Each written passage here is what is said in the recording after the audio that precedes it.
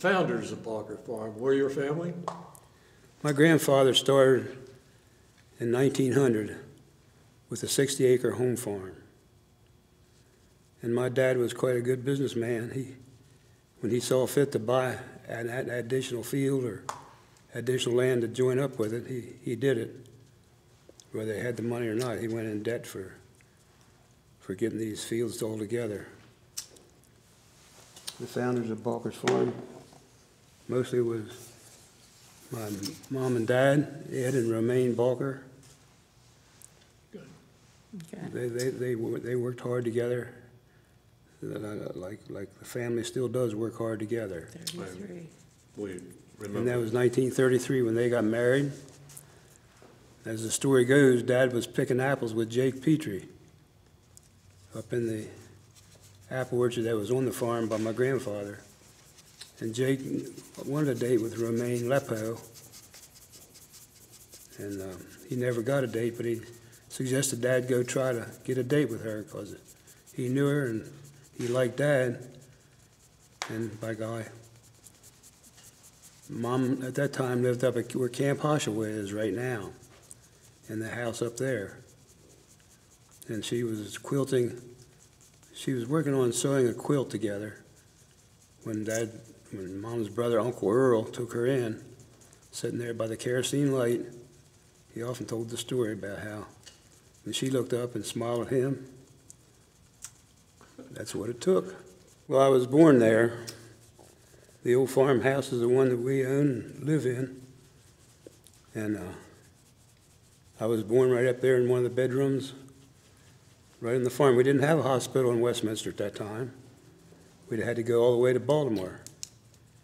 And Dr. Baugher was our family doctor. He came out to be with Mom, charged her $12.50 to bring me into the world. You were worth it. So I run around thinking I'm a bargain child.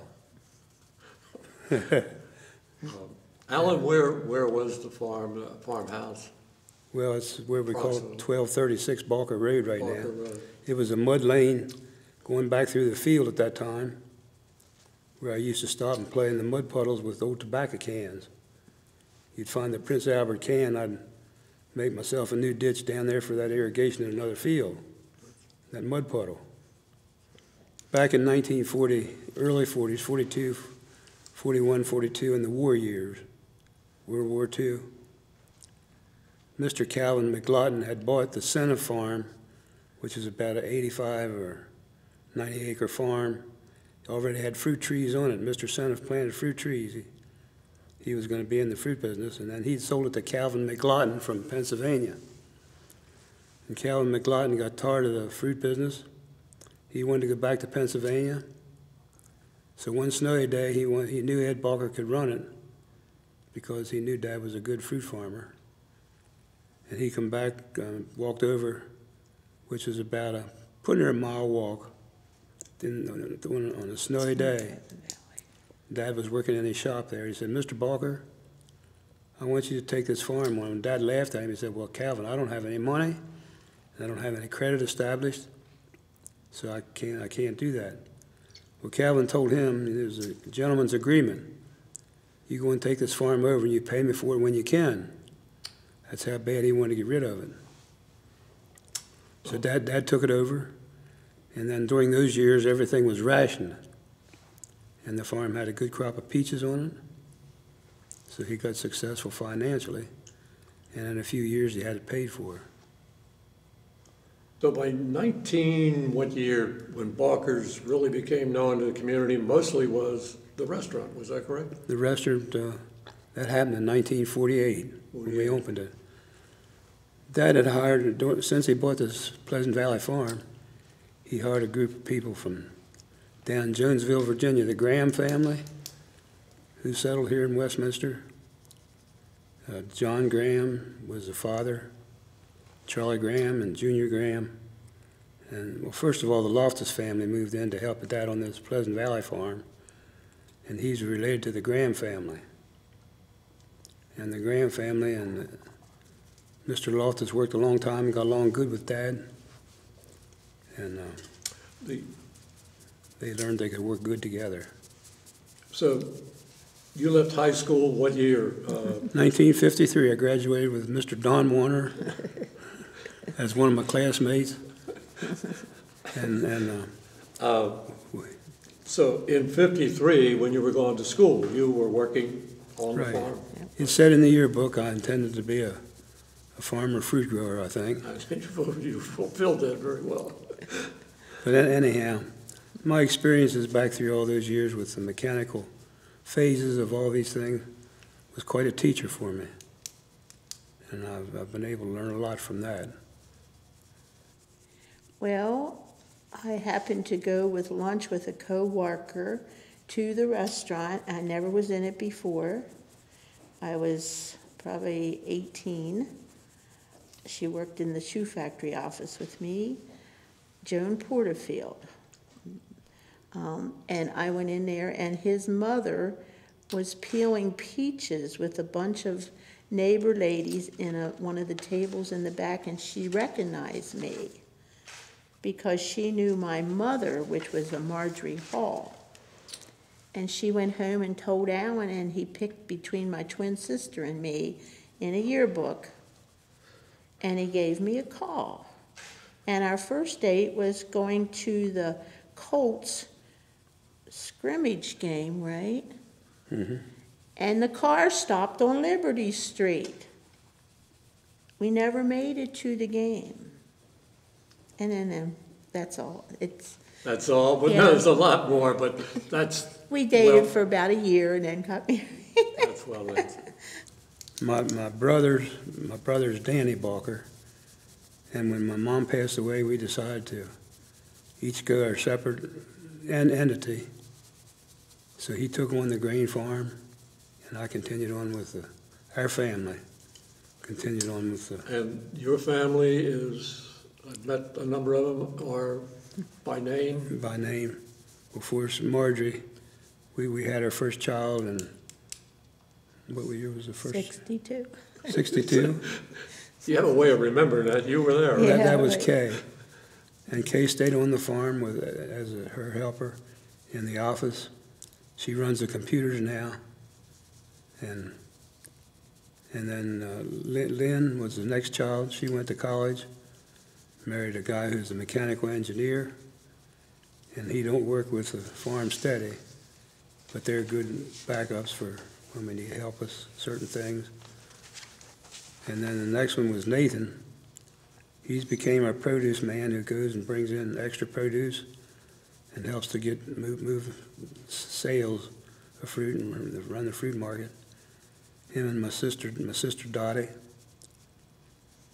run the fruit market together. And then after Nathan comes Lorraine. Lorraine went to school. She was studying architecture at first, then switched over to mechanical design and everything. And Bakery. and then she ran the bakery for a while. You were there for all these. Yep. And then don't let me forget Dwight. He's the one that took my harness when I retired with this. I have a little Parkinson's problem, and my health has kind of slipped a little bit. I understand, Dwight manages. Dwight, he took the harness. I don't think many people go through this time of year without making a trip to Baugher's for apple cider. I think it's It's a good product. kind of a family tradition around here. When we built that cider press, we put a tank in there with 4 varieties of apples in it. You have a tart apple, a sweet apple, and different varieties of apples is what makes the flavor. And we try to come up with a good blend that makes a flavor. Very good. Marjorie, you were involved with the bakery as well as Allan's mother? Not really. Not really? I was just the person that paid the bills and things like that. I did not work in the Well, bakery. tell no. us a little bit about Mrs. Baugher. She was kind of a legend in her bakery. Yeah, she was a wonderful person, easy to get along, and she always liked helpers. But when she did it in her house, it became too small, and then we built the bakery in '81. And she loved early morning hours. She'd be out there at 2 o'clock in the morning putting them pies out, and always had plenty of help. And she lived to do it, but she was 70 years old when we built that bakery. She said, "I'll give you 10 years," and she did. She worked in there till she was 80, and lots of long hours. She was a hard worker. This is our little apple man. We were having problems getting the value out of our crop, just at the canning factory and the normal ways that people sell their fruit. So I went to my friend Bill Weaver's house one night and said, "Bill, I want a logo." And I always liked the Planter's Peanut Man. The Planter's Peanut Man, he looked like somebody of authority. He looked like he was honest and upright. And then I said, I like this man as our logo. So Bill sat down there in his table with a magic marker. He drew this little apple man figure. And by God, I took it home and set it on the table, watched it for a few days, and I said, that makes sense, Bill. And you fell in love with the Apple Man. And so Bill Weaver and I come up with the Apple Man. So your kind of earliest memory of your youthful years and working on the Baugher's farm? Yeah, I always had to work at the farm. I always had to help grate apples when I came home from school, or help Mom plant things in the garden in the spring. On Saturday mornings, I was hoping to sleep in. Allan would wake me up so I could be out there at the apple grater at 7 in the morning.